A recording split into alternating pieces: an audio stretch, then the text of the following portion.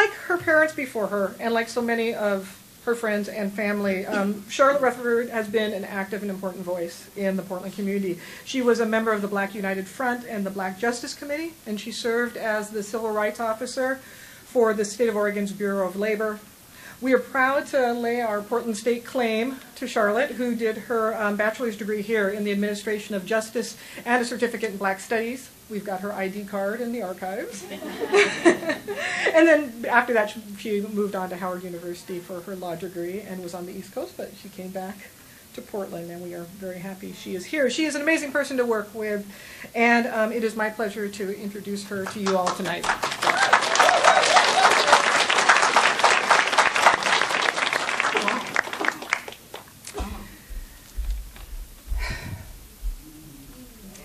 Thank you all for coming out tonight and sharing this celebration of my parents, Verdell and Otto Rutherford, with me.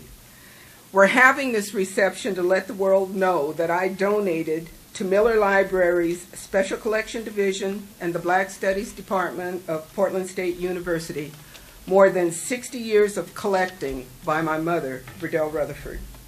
Excerpts from that collection are on display downstairs, and I hope you've all had a chance to look at them. And if you haven't, the display will be there until the end of the semester, or I should say quarter, or December 7, 2012. My mom's, did something happen to the microphone just then? Okay. My mom saved things from her childhood right through to her last days. She lived with my dad for over 63 years in the house that my dad had been raised in. My two brothers and I were raised in that same house. My mom also saved things that belonged to my dad's mother and father, Lottie and William Rutherford, that were in the house when she moved in. My grandfather, Will Rutherford, was recruited to come to Oregon from South Carolina with his older brother, Edward, in about 1897. They were recruited to work as room barbers at the newly built Portland Hotel. The hotel owners had decided that black people gave the best service, but because of Oregon's constitution, which prohibited blacks from being in the state, there was a shortage of black service workers in Oregon. So the hotel owners sent a black Oregonian to his hometown to recruit service workers for the hotel, and my grandfather and his brother heeded the call. Because they came before 1900, the Rutherfords are considered one of Oregon's pioneering families. They lived through the toughest of times for black people in Oregon. They were here when there were very few in number and had very little to no rights.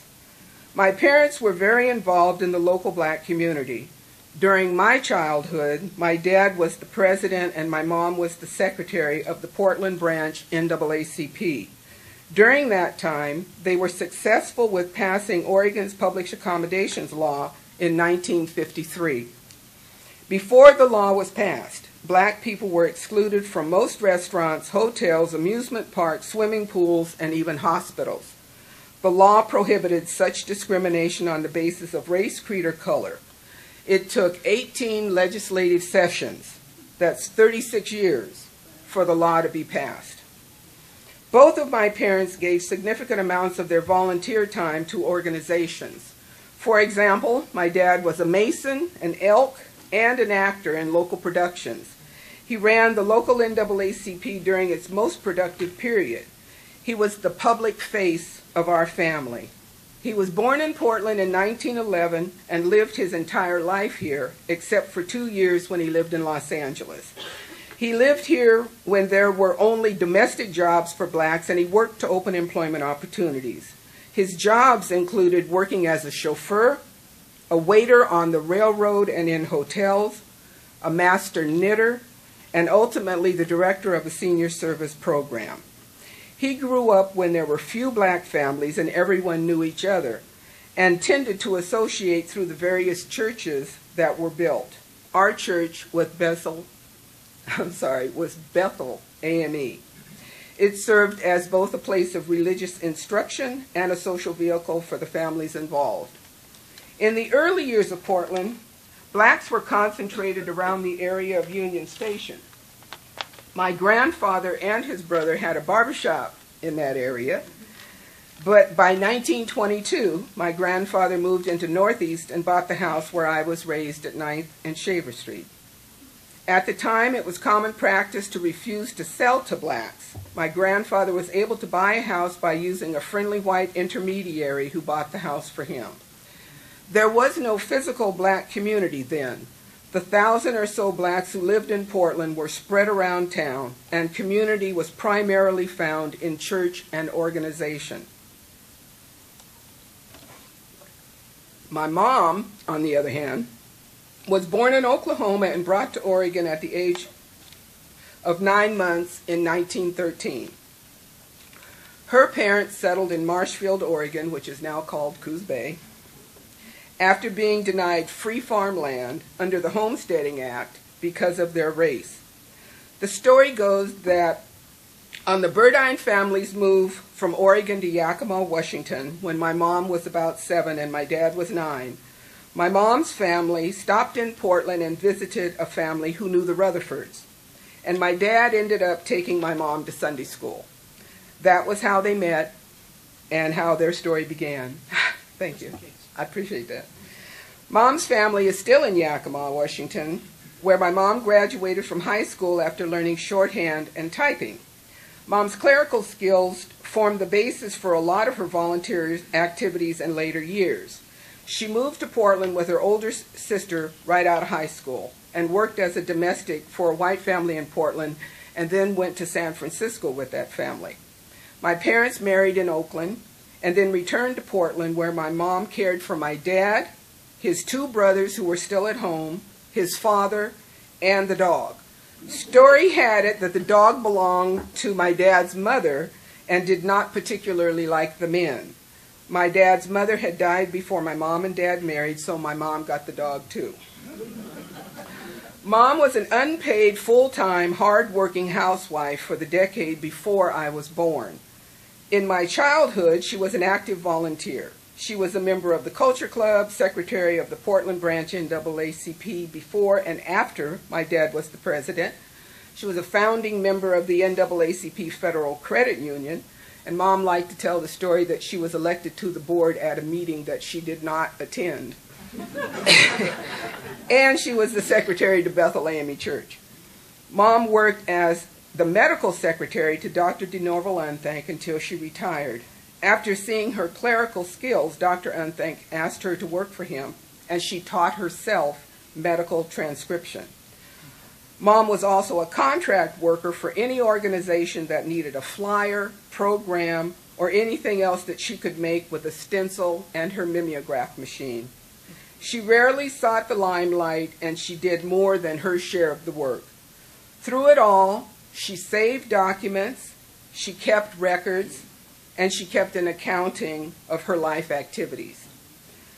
I thought Mom's newspaper collection was her collection. She had local black newspapers dating back to 1919. She saved nearly every black community newspaper from 1936 when she moved into the house. Those newspapers contained the cultural and social history of Portland's black community at a time when the only news about black people in the white newspapers was news about criminal or some other abnormal activity. Black community newspapers told what had been happening, not only the bad, but also the good, like who came to town, who left town, who got married, and what the church's convention had been like. The paper's advertisements showed the black businesses that supported the newspapers. Mom also clipped articles from the Oregon and the Oregon Journal, for those of you who remember that newspaper, about topics that she felt were important, especially those topics about black people. She said she saved the articles for us, her children. I recognized the importance of Mom's newspaper collection, and I told her I wanted it as a very young person. But it turns out that the newspaper collection is only the tip of the iceberg as far as what is important in Mom's collection. Mom's collection, in its entirety, is what is important. Let me repeat a story that I told when we had a preview of the collection last spring. I knew that my mom had boxes of stuff. Besides the newspaper, what exactly was in those boxes, I had no idea. except that some was personal and some had to do with her organizations. At a book signing with Quintard Taylor, then a history professor at the University of Oregon and now at the UW, I asked him, what should I save? What would historians need or want to see? And he said, everything, which didn't help me very much at all. So in 1999, when I cleaned out my parents' house, I moved all of Mom's boxes to my basement with the intent of going through them after I retired. I moved well over 100 boxes to my basement. My plan was to find a home for Mom's papers. Fast forward 10 years, and my dear friend Verdell Rutherford invites me to dinner along with Patricia Schechter. Patricia is a history professor here at PSU, and Verdell has retired from her position in the Black Studies Department, also here at PSU.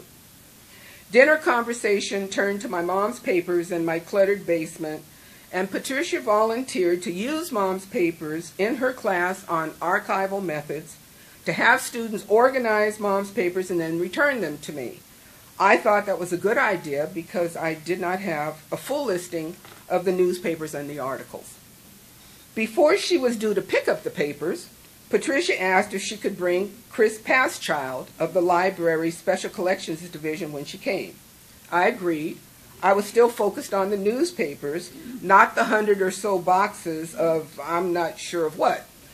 But they came, and Chris said she wanted Mom's collection in its entirety for the Special Collections Division. She wanted everything, from the box marked Mom's desk to the letters from Dad in 1936 before they married. I pulled out boxes from behind and under things all over my basement and donated them to PSU on 4 or 5 occasions. I found boxes that I had forgotten I had. Once I got over the anxiety of giving away my family's history and my mom's possession, I was relieved to know someone was going to organize and maintain what Mom had saved throughout her entire life. Patricia has had 2 groups of students work on organizing the boxes, and I have continued to add to the collection. I keep finding things that I think rightfully belong in the collection. I added a large selection of photographs from my grandfather's period and later, and some early 1900 photographs that my cousin Benny gave me for the collection. I have more to say about Benny later. I also added my letters that Mom wrote to me during the years that I lived away from Portland so that her own voice could be in her collection, not just the voices of those who wrote to her. As I mentioned earlier, we had an event in the spring where the first group of students presented their findings. I was surprised at the range of items in the collection. There were journals, every card and letter Mom had ever received, copies of organizational correspondence and materials, funeral and event programs, her wedding corsage, and even a penmanship award. There was a record of both her personal and public life. I was also surprised about how affected by the collection the students had been. You'll see some of their comments in a video a little later. I was very moved by those comments. I've named the exhibit the Verdell A. Burdine and Otto G. Rutherford Family Collection for several reasons.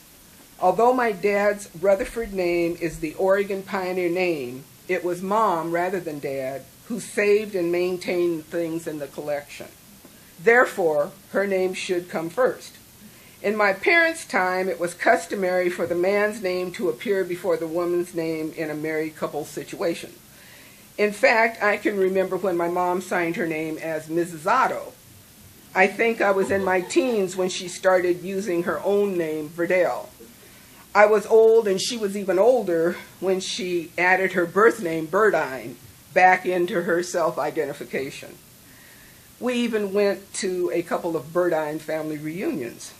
So I have named the collection after my mom first because it is her collection. I'm sure my dad is none too pleased about that. I have a story to support that assertion. In the mid-1990s, I stopped by their house, and an article had appeared about them in the Oregonian. Mom handed me the paper, and she was elated. My dad, on the other hand, looked highly annoyed and his jaws were tight. I read the article and didn't see what the controversy was about. I read it again and I still couldn't see what was going on. Then Mom pointed out to me that the article said Verdell and Otto Rutherford. My mom's name appearing first for the first time in more than 50 years of their marriage, and my dad was none too happy about it. On the other hand, my mom was saying things like, "I've finally come into my own." I thought it was all pretty funny, but they were dead serious. So, like I said, I don't think my dad would be too pleased to see my mom's name first, but I do hope he is pleased, nonetheless, that the Rutherford name will be immortalized. It's appropriate that my mom's collection be housed at Portland State University for several reasons. First, Mom's been honored here before. Her name appears on PSU's Walk of Heroines, which you all should come back some afternoon when you can see it and walk among it over there. Second, I am a PSU graduate, class of 1976, BSU Administration of Justice with a certificate in Black Studies. In fact, I had a work-study job in Black Studies when I was a student. Third, and most importantly, PSU satisfies my promise to my mom that I would find a suitable home for her collection. Mom wanted her collection to be accessible to the public, located in Portland, and not at the Oregon Historical Society. Mom did not believe OHS deserved her collection because OHS did not care enough about Black people to collect its own information about us back in the day. PSU's library meets those three criteria. It's open to the public, it's in Portland, and it's not OHS. My hope is that the collection will be used by researchers to tell the story of Portland's African American community. It is my special hope that Black researchers find the collection useful as the basis for scholarly study about Blacks in Oregon, and that they provide helpful analysis and interpretation of the materials in the collection. My hope is that more of us tell our own story. Before closing, I have some acknowledgments to make, and I must thank some people publicly.